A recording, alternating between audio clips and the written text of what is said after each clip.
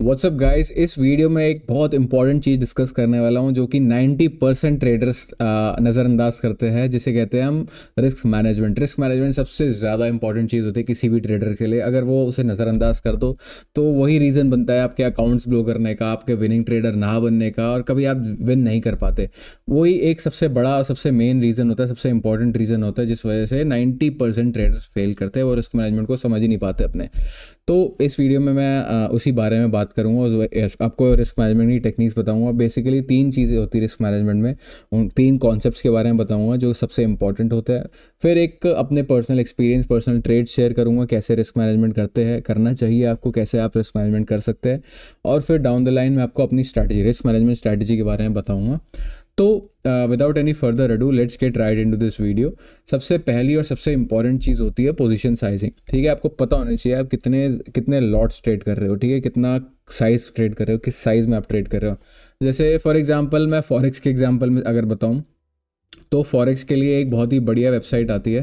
ठीक है, गूगल में जाओ, कुछ भी आप टाइप कर दो पोजीशन साइजिंग कैलकुलेटर। ठीक है, पोजीशन साइजिंग कैलकुलेटर में आप यहाँ पे कैशबैक फॉरेक्स मिल जाएगा आपको। इसमें क्लिक करो, कोई से भी आप क्लिक कर सकते हो, बट फॉर एग्जाम्पल मैं पर्सनली ये यूज़ करता हूँ, इसलिए मैं आपको इसी का एग्जांपल दे रहा हूँ। ठीक है, जैसे कि आप एक फंडेड अकाउंट ट्रेड कर रहे हो $100,000 का या फिर $10,000 का, जो भी आपको आपका बजट बोलता है, तो उस पर आप रिस्क सेट कर देते हो कि यार मेरे को 1% रिस्क लेना है। स्टॉप लॉस है मेरा 20 पिप्स का है या फिर 50 पिप्स का है, जो भी आपको प्रेफर्ड स्टॉप लॉस है, आप स्टॉप लॉस पिप्स डालोगे एंड आपको ये अपना लॉट साइज अपने आप बता देगा यहाँ पे। ठीक है, फॉर एग्जांपल आपको $1,000 रिस्क करना है, आपका 50 पिप्स का स्टॉप लॉस है, तो 2 लॉट से आपको ट्रेड करना चाहिए। ठीक है, फिर दूसरी और सबसे इंपॉर्टेंट चीज़ आती है आपका स्टॉप लॉस। आपका स्टॉप लॉस आपको ट्रेड पे एंटर करने से पहले पता होना चाहिए। I can not emphasise on this. आपका एक स्ट्रैटेजी होनी चाहिए जो आपको प्री डिफाइंड स्टॉप लॉस हो। ठीक है, फॉर एग्जांपल आप कोई भी टेक्निक यूज़ कर सकते हो, कुछ भी यूज़ कर सकते हो। EMAs का यूज़ कर सकते हो, 50 EMA या फिर 25 EMA या फिर कोई भी EMA जो आपके पर्सनल स्ट्रैटेजी आपको अलाउ करती है, उसको यूज़ कर सकते हो। या फिर आप ATR का यूज़ कर सकते हो, एवरेज टू रेंज, एक बहुत बढ़िया चीज़ है। उसको आप यूज़ कर सकते हो N/2 करके, N/2 या 1.5 करके, या फिर आप चैट GPT में जाके पूछ सकते हो कि यार मेरे को स्टॉप लॉस कैसे रखना चाहिए, give me strategy to put stop loss. वो आपको अच्छे से बता देगा। ठीक है, इट्स ये स्टॉप लॉस बताने वाली वीडियो नहीं है, ये है रिस्क मैनेजमेंट के बारे में वीडियो। ठीक है, दूसरी चीज़, सबसे इंपॉर्टेंट चीज़ आपको बतानी चाहिए, स्टॉप लॉस कहाँ लगाना है भाई। स्टॉप लॉस आपको 100% पता होना चाहिए। प्राइस एक्शन के बेसिस पे लगा सकते हो आप कि यहाँ पे भाई इस लेवल के ऊपर आपने लगा दिया है ना, या फिर आप किसी भी बेस चीज़ पे लगा सकते हो। ठीक है, जो आपकी स्ट्रैटेजी बोलती है।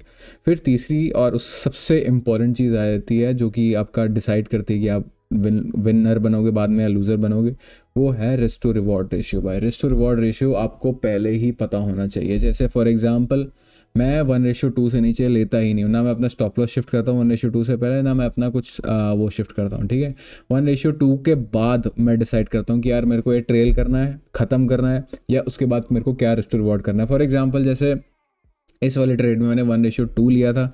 ठीक है, क्योंकि मेरा सिस्टम मेरे को अलाउ कर रहा था कि यार हाँ यहाँ लेवल है एक इम्पॉर्टेंट, जो ये GQ लेवल है मेरा बहुत इंपॉर्टेंट, उस तक मैं कर सकता हूँ, उसके बाद मैं ट्रेलिंग सोचूंगा। ठीक है, बट मैं यहाँ पे बहुत लेट हो चुका था, रात के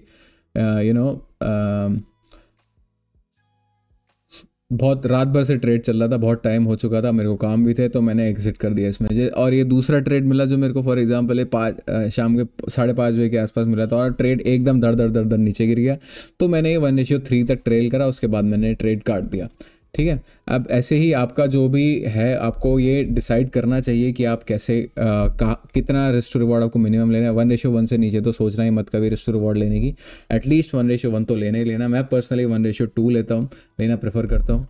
ठीक है, क्योंकि मेरा स्ट्रैटेजी की विन रेट अबाउट उतना हाई नहीं है, 60-70% है। ठीक है, तो उसी हिसाब से मैं अपने पोजीशन साइजिंग और वो कैलकुलेट करके रखता हूँ रिस्क टू रिवॉर्ड। ठीक है, तो फिर और ये हो गई 3 चीज़ें सबसे इंपॉर्टेंट। ठीक है, अब मैं आपको बताता हूँ कि मैं पर्सनली कैसे करता हूँ। ठीक है, अब दूसरी चीज़ मैं आपको उससे पहले ऑप्शंस का भी दिखाना चाहता हूँ कि मेरी ऑप्शंस को ट्रेड करते हुए कैसे रहती है। मैंने आपको फॉरेक्स का दिखा दिया। ऑप्शंस में मैं मेरी फिक्स्ड होती है, जैसे इसमें फॉरेक्स में तो मेरी थोड़ी सी फ्लेक्सिबल होती है। पर ऑप्शंस में मेरी फिक्स्ड रहती है ऑप्शंस में, क्योंकि मेरी ट्रेड करने का टाइमिंग फिक्स है। ऑप्शंस में मैं बहुत स्ट्रिक्टली ट्रेड करता हूँ क्योंकि ऑप्शन बहुत ज़्यादा वॉलेटाइल होते हैं और मैं बहुत ज़्यादा उसमें पैसा डुबा चुका हूँ।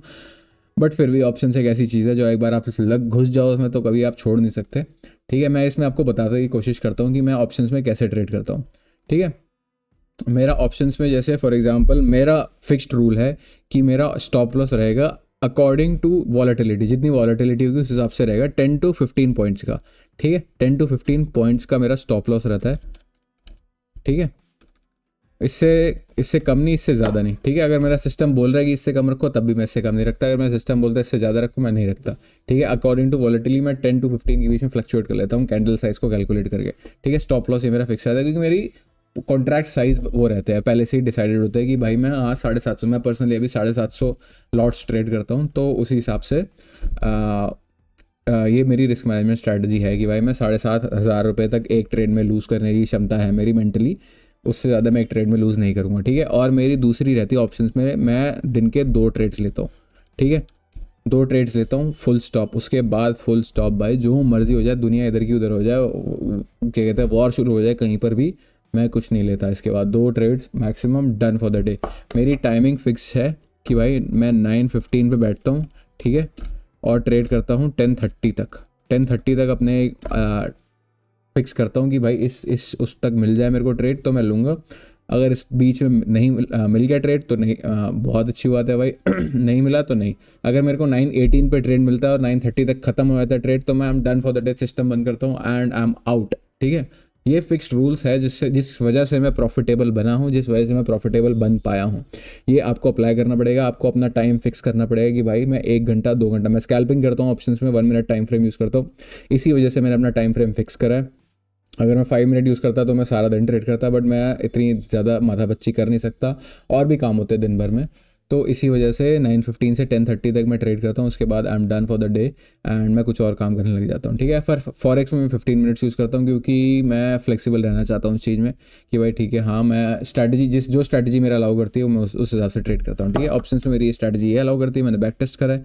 ठीक है, फॉरेक्स में मेरी वो स्ट्रैटेजी 15 मिनट्स अलाउ करती है गोल्ड में, तो मैंने वो यूज़ करा है। ठीक है, अब 2 ये हो गई। अब तीसरी चीज़ हो गई फिक्स्ड कॉन्ट्रैक्ट साइज़। भाई मेरा फिक्स्ड लॉट साइज़ होता रहता है कि भाई मैं 10 लॉट्स अभी ट्रेड करता हूँ। मेरी स्ट्रैटेजी, मेरी रिस्क मैनेजमेंट, रिस्क एपेटाइट के हिसाब से मैं 10 लॉट ही ट्रेड कर सकता हूँ फॉर करंटली। और मेरी वाइफ जो है वो 1 लॉट से ये भी ट्रेड कर रहा हूँ, उसकी कैपिटल 50,000 है, मेरी कैपिटल 10 लाख के अराउंड है।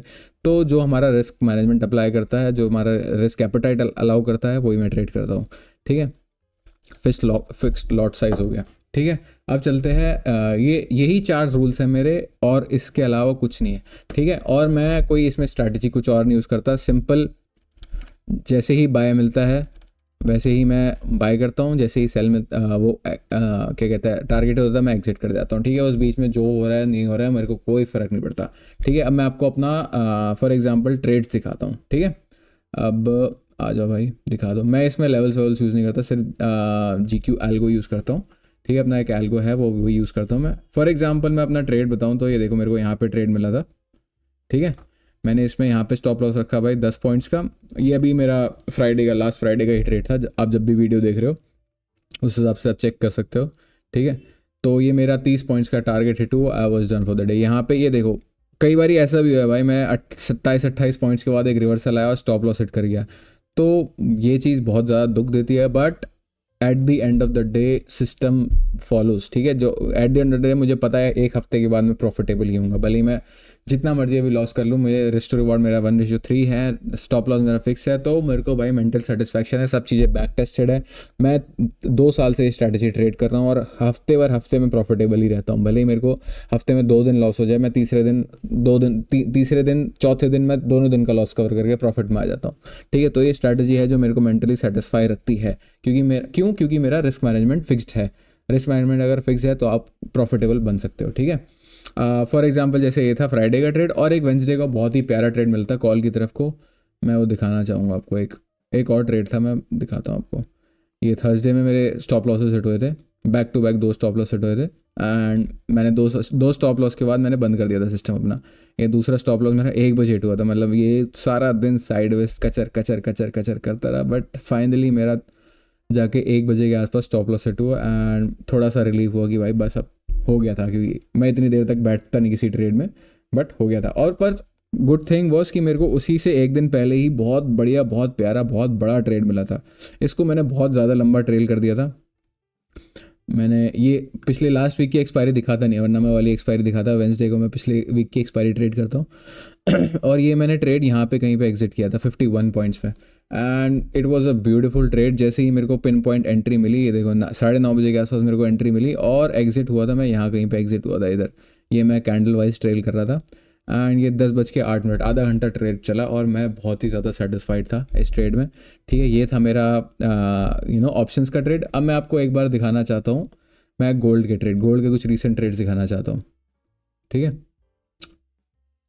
और फिर मैं एक अपना ऑप्शन निफ्टी का भी फ्यूचर का ट्रेड दिखाना चाहूँगा। निफ्टी में जो मैंने रिसेंटली ट्रेड लिया था ना, जैसे ये दो ट्रेड लिए थे मैंने अभी रिसेंटली, लास्ट वीक के मैं ट्रेड्स दिखाना चाहता हूँ आपको कुछ।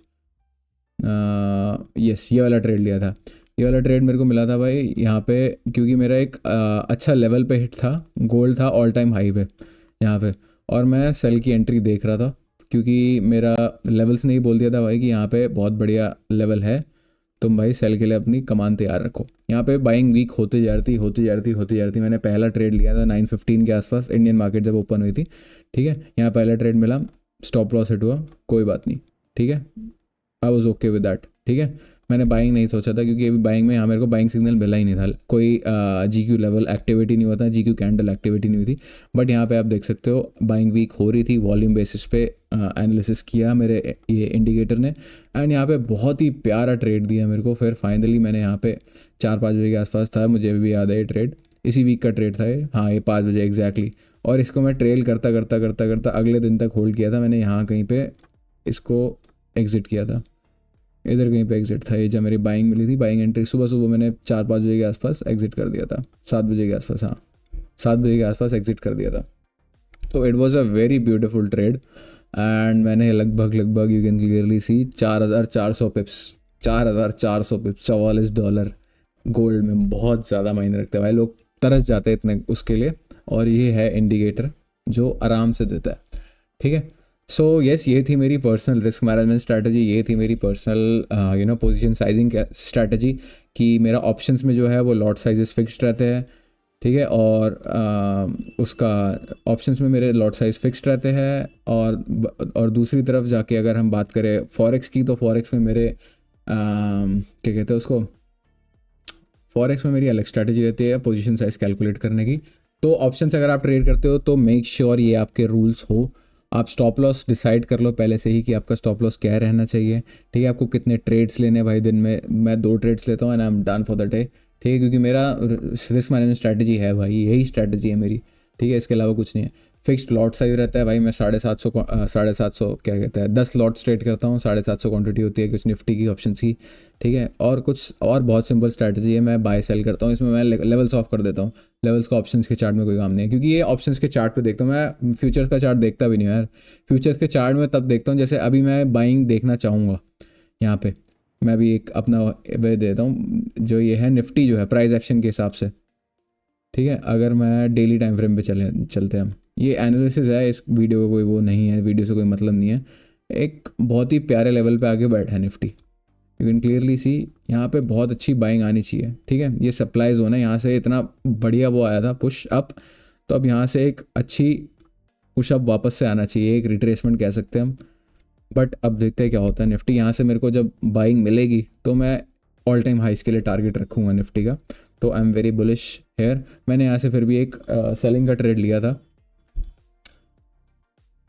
मैं अपना सेलिंग का भी ट्रेड दिखाता हूँ, रिसेंटली लिया था मैंने कुछ, कहाँ पे, यहाँ पे कहीं लिया था, हाँ मैंने थोड़ा सा एक सेकेंड इसका एनालिसिस करके दिखाता हूँ। वैसे इस वीडियो के लिए कोई मतलब नहीं है एनालिसिस करना, बट अगर मैं एनालिसिस करूँ कि मेरे को यहाँ से ये था लोअर हाइस बना रहा था, बार बार मार्केट डाउन ट्रेंड में जा चुका था।